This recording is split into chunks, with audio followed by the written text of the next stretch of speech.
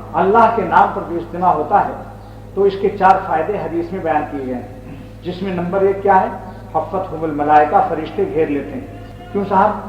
جب حضور صلی اللہ علیہ وسلم نے خبر دے دی تو کیا آپ کو شبہ ہے کہ یہاں فرشتے نہیں ہیں؟ جو شبہ کرے گا پکڑا جائے گا۔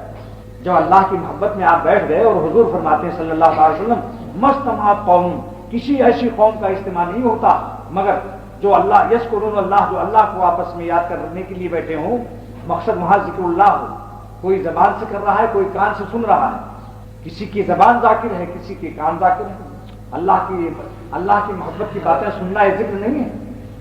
لہذا فرماتے ہیں اس کو، اس ایسے مجمع کو 4 انعام ملتے ہیں، اور حضور صلی اللہ علیہ وسلم کی باتوں میں شبہ کرنا کیسے جائے ہو؟ اپنے ایمان کی اس وقت خیر نہ ہے۔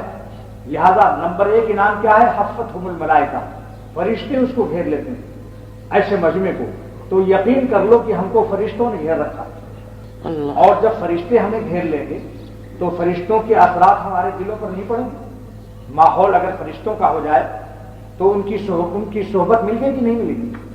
جب فرشتوں کی صحبت ملی تو دل میں پاکیزہ خیالات پیدا ہوں۔ فرشتوں کا مزاج کیسا ہے؟ پاک ہے۔ تو ہمارے ناپاک مزاج پر فرشتوں کے پاک مزاج کا اثر پڑے گا۔ وہ مقرب ہیں، ان کی جانیں اللہ کے ذکر و قرب سے مانوس ہیں، ان کی برکت سے ہمارے دل میں بھی اللہ کے ذکر و فکر سے مناسبت پیدا ہو۔ نمبر 2 کیا انعام ملے گا؟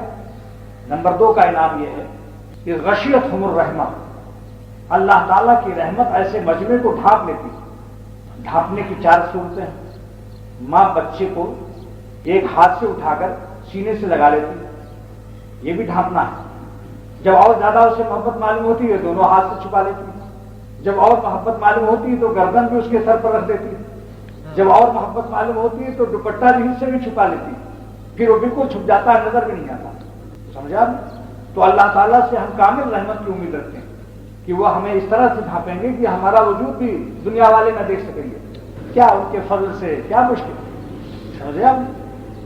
تو حضور فرماتے ہیں صلی اللہ تعالی وسلم کہ اللہ کے نام پر جمع ہونے والوں کو یہ نام ملتا ہے۔ کیوں؟ یہ اجتماع اللہ کے نام پر ہے۔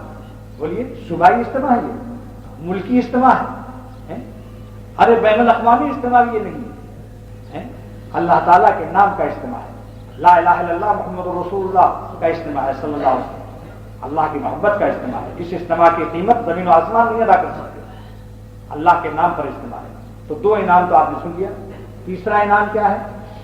نزلت علیہم السکینہ، اللہ تعالیٰ ایسے مجمع میں جتنے لوگ ہوتے ہیں ان کے دل پر سکون اتارتا ہے، سکینہ نازل کرتا ہے۔ سکینہ کی تفسیر پہلے بھی آپ سن چکے ہیں کہ جب جس کے دل میں سکینہ کیا چیز ہے؟ ایک نور ہے اللہ کا، جس دل میں اترتا ہے تو وہ پھر ہر وقت اللہ کی طرف اس کو توجہ نصیب ہو جاتی ہے، خدا سے غفلت کی بیماری سے نجات پا جاتا ہے، اور پریشانی انتشار ذہنی سے بھی اس کو نجات مل جاتی ہے۔ جو حواس باختہ پریشان انتشار ذہن میں ہے، نیند بھی حرام ہے، جس کو اللہ تعالیٰ سکینہ عطا کرتے ہیں اس کو 3 نعمت عطا کرتے ہیں۔ علامہ آلوسی تفسیر روح المعانی میں بیان کرتے ہیں اسی آیت کی تفسیر میں کہ ہوا نور یستقر فی القلب، ایک نور ہے جو دل میں ٹھہر جاتا ہے۔ شکر ہے درد دل مستقل ہو گیا، اب تو شاید میرا دل بھی دل ہو گیا۔ تو جس کو اپنے مزاج کے تلون سے اور مزاج کی غیر مستقل مزاجی سے نجات لینی ہو، وہ ایسے اجتماع میں شرکت کرے، انشاءاللہ تعالیٰ سکینہ عطا ہوگا۔ جب تو علامہ آلوسی فرماتے ہیں کہ جس دل میں سکینہ اترتا ہے تو اس کے دل میں ٹھہر جاتا ہے، خدا اپنا نور دے کر پھر واپس نہیں لیتا، اور ساری دنیا میں جہاں جائے گا اس کے ساتھ وہ نور ہوگا۔